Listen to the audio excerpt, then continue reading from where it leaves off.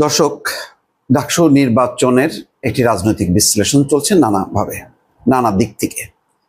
এখানে একটি লেখা প্রথম আলোতে সালাউদ্দিন আহমেদ লিখেছেন, ডাকসুতে ছাত্র দলের হার বিএনপিকে যা ভাবতে হবে। ছোট লেখা, কিন্তু গুরুত্বপূর্ণ কিছু তথ্য দেয়া আছে। সালাউদ্দিন আহমেদ হচ্ছেন ডাকসুর সাবেক সদস্য, লেখক এবং রাজনৈতিক বিশ্লেষক। যাই হোক, উনি ওনার মতামত দিয়েছেন। আমি তার ভিত্তিতে যেটা বুঝতে পারি সেটা হলো যে এটা একটা অবিশ্বাস্য ফলাফল, অবিশ্বাস্য একটা ধাক্কা বিএনপির জন্য। বিএনপি ভাবতেও পারেনি যে এইভাবে প্রতিযোগিতা থেকে ছিটকে যাবে। এটা তাদের জন্য বড় শিক্ষা হলো যে সমস্যাটা কোথায়। সমস্যাটা হলো এই যে রাজনৈতিক পট পরিবর্তনের পর সারা দেশে বিএনপির বদনাম করেছে, অথবা যতটুক বদনাম করেছে তার চেয়ে অনেক বেশি বাড়ানো হয়েছে।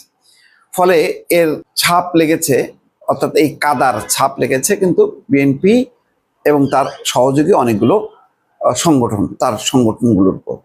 যেহেতু মানুষ একটা দুঃশাসন থেকে, দুর্নীতি, অপচয়, তারপরে টাকা পাচার, এই জায়গা থেকে মুক্ত হতে চেয়েছে, সেই জায়গায় তারা সম্ভবত ছাত্র শিবিরকে বেছে নিয়েছে। ছাত্র শিবিরের সুবিধা হয়েছে এই, ছাত্র শিবির অতীতে ক্ষমতায় ছিল না, কখনো রাষ্ট্রীয় ক্ষমতায় ছিল না, এবং পট পরিবর্তনের পর তারা অনেকটাই আড়ালে আবডালে ছিল। জুলাই আন্দোলনের সময় তাদের অধিকাংশই তারা গোপনে ছাত্রলীগের ভেতরে ছিল বা বিভিন্নভাবে ছিল।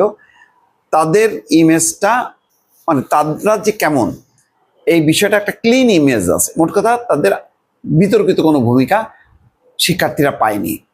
শিক্ষার্থীদের ভাবনা হয়েছে এই যে একটা ক্লিন ইমেজের সংগঠন দরকার, যারা ওই গেস্ট রুম অত্যাচার করবে না, গণরুম অত্যাচার করবে না, জোর করে মিছিলে ঢুকাবে না, চাঁদাবাজি করবে না, মাস্তানি করবে না, গাড়ি ঘোড়া নিয়ে যেই তাদের যে একটা দাপট দেখানো, সেই কাজগুলি করবে না, এবং সেগুলো ছাত্র শিবিরের নেতাকর্মীরা করেও নাই। তার বিপরীতে তারা দেখে যে ছাত্র দলের যে নেতাকর্মীরা, তাদের ভেতরে কিছুটা ছাত্রলীগের যে ভোগ বিলাসী জীবনযাপন, তার একটা ছাপ আছে।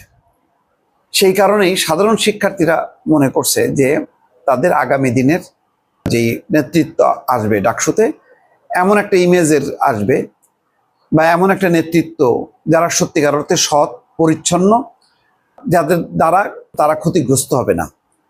সুতরাং তারা একটা ঝুঁকিমুক্ত, নিরাপদ একটা জায়গা হিসেবে ছাত্র শিবিরকে বেছে নিয়েছে। এবং ছাত্র শিবিরের অনেকেই যখন নাকি প্রকাশ্যে এসছে, তারা ভিন্ন রূপে এসছে। তারা কেউ বিতর্কিত না, তারা কেউ মানে এমন কোনো কর্মকাণ্ড করেনি যার কারণে তারা খুব সমালোচিত। তার বিপরীতে ছাত্র দল কিন্তু তাদের ইমেজটা তুলে ধরতে পারেনি। তারপরে কয়েকটা ঘটনা ঘটেছে, যেমন যখন কি বিভিন্ন হলে হলে তারা কমিটি দিয়েছে, তখন শিক্ষার্থীরা তার প্রতিবাদ করেছে। এটাও কিন্তু তারা খুব চমৎকারভাবে, এই যে হলে যে রাজনীতি করা নিষেধ, তার বিপরীতে কমিটি করলো, এই পলিটিক্সেও কিন্তু তারা শিকার হলো। যদিও এই হলের রাজনীতি হবে না, ডাকসুতে হবে, এই বিভাজনটা সঠিক না, কিন্তু পুরো ঘটনার প্রভাবটা ছাত্র শিবিরের নেতাকর্মীরা সবসময় আন্দোলনের সাথে থেকেছে, এবং তারা বেছে বেছে জুলাই আন্দোলনের যারা পরিচিত মুখগুলোকে, কয়েকজন শিক্ষার্থী, ছাত্রী এবং ছাত্র, তাদেরকে সামনে এনেছে। এটাও তাদের জন্য একটা প্লাস পয়েন্ট। তার বিপরীতে এখন যেহেতু নতুন যে রাজনৈতিক দল এনসিপি, তাদের কোনো প্রভাব ছিল না, ছাত্র অধিকার পরিষদের প্রভাব ছিল না, এবং ছাত্রলীগ তো নাই। ফলে সব মিলায় বিএনপি বা ছাত্র দলের তার পাশে তেমন কাউকে পায়নি। বাম গণতান্ত্রিক যে বিভিন্ন সংগঠনগুলো আছে, সেইগুলোকে যদি টেনে তার একটা ঐক্যবদ্ধ একটা প্যানেল করতে পারতো, তাহলে হয়তো সুবিধা করতে পারতো।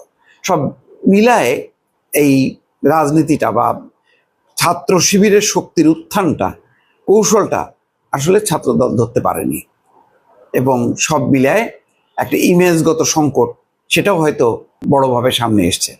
ফলে এই ঘটনা থেকে ছাত্র দলের জন্যও কিন্তু একটা বড় শিক্ষা। দর্শক।